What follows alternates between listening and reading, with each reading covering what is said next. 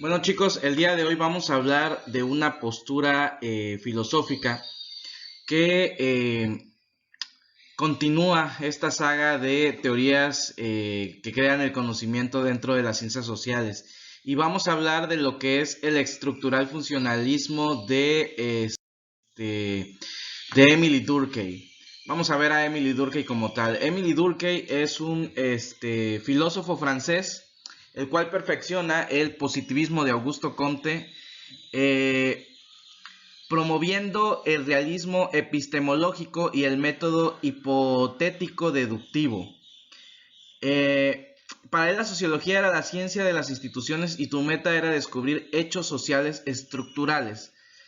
Durkheim fue un mayor exponente del funcionalismo estructural, una perspectiva fundamental tanto para la sociología como para la antropología.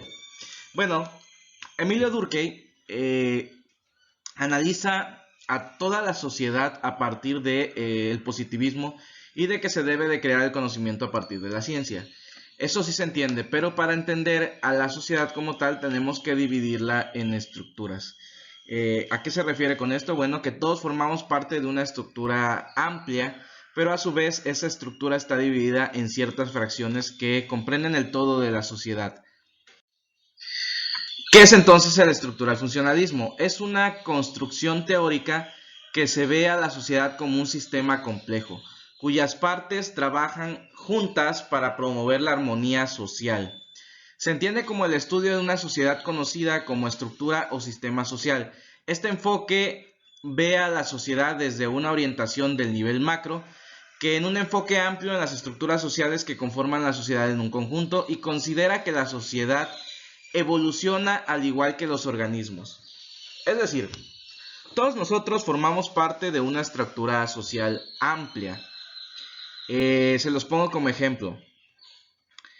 Todos formamos parte de esta entidad federativa, ¿no? Esa es nuestra estructura y nosotros tenemos un rol dentro de esta estructura.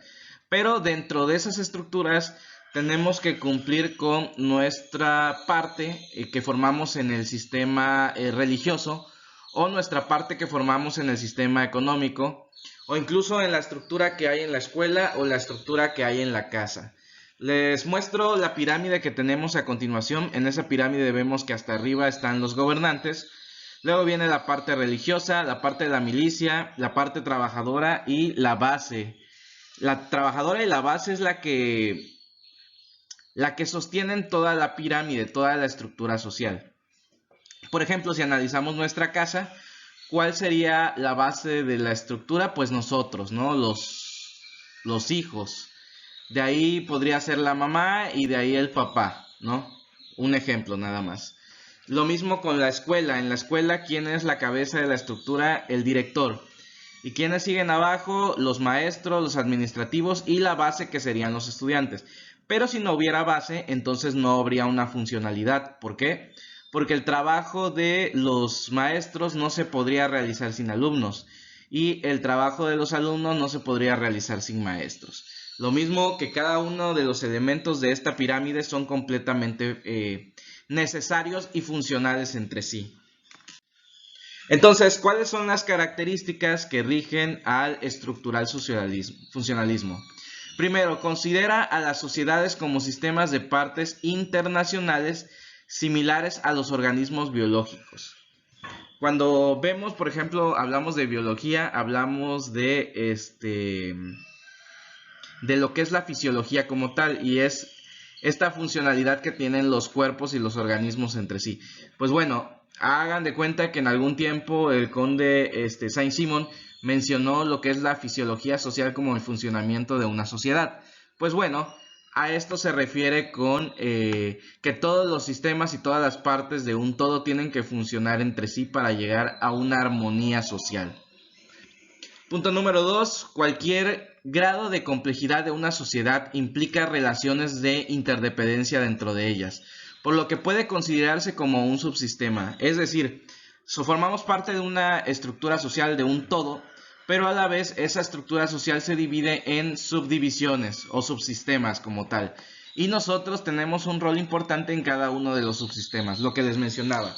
¿Cuál es nuestro rol en el ámbito educativo? ¿Cuál es nuestro rol en el ámbito económico? ¿Cuál es nuestro rol en el ámbito social, en el ámbito cultural, en el ámbito político? Entonces, nuestra funcionalidad dentro del todo tiene varias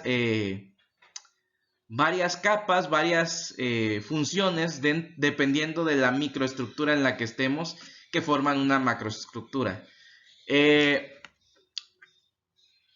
Punto número 3. Los sistemas sociales distinguen claramente lo estructural de lo funcional. Cuanto mayor es la complejidad, mayor la probabilidad de que la diferencia sea más profunda. Entre más compleja sea la estructura, más diferencia va a haber entre cada uno de los elementos de la sociedad.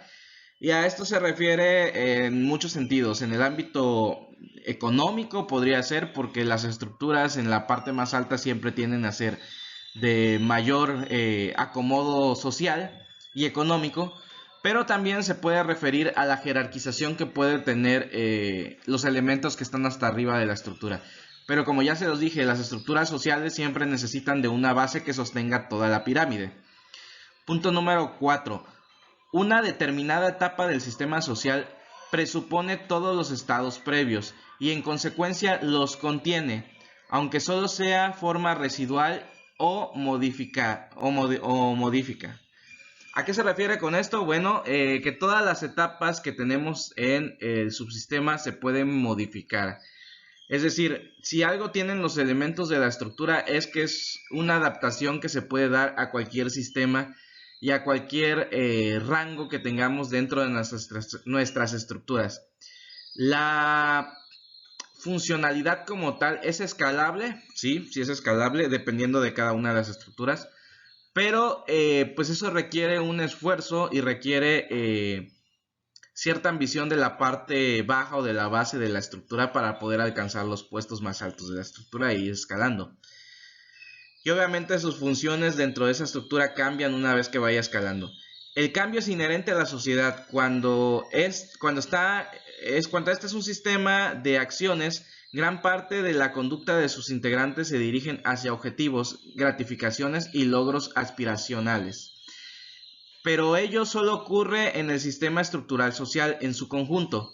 Así, el cambio puede ser funcional o estructural y ocurre de forma estable y gradual. Es decir, casi siempre todas las estructuras sociales van abocadas a un objetivo en particular.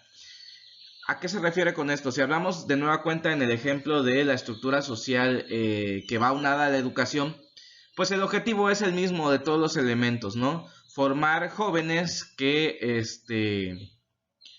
tengan los conocimientos amplios para cubrir, no sé, el sistema de bachillerato. Y bueno, el objetivo es el mismo porque ustedes son la base y ustedes son los que tienen que generar este objetivo. Pero también lo generan los maestros, los administrativos y los directivos. La sociedad tiende a persistir en equilibrio, pero no es renuente al cambio, solo que éste se produzca de forma gradual debido a las respuestas de educación y adaptación. Todas las estructuras son adaptables, nada más que, como ya lo veíamos en algún otro tema de los videos como el cambio social, esta evolución, este cambio que hay en la sociedad se tiene que dar de manera paulatina para que sea adaptable y no un cambio abrupto, porque lo que va a pasar con un cambio abrupto es que va a costar mucho más la adaptación. Y un ejemplo de eso es lo que estamos viviendo hoy en día con el COVID y este cambio abrupto que nos dio en la sociedad.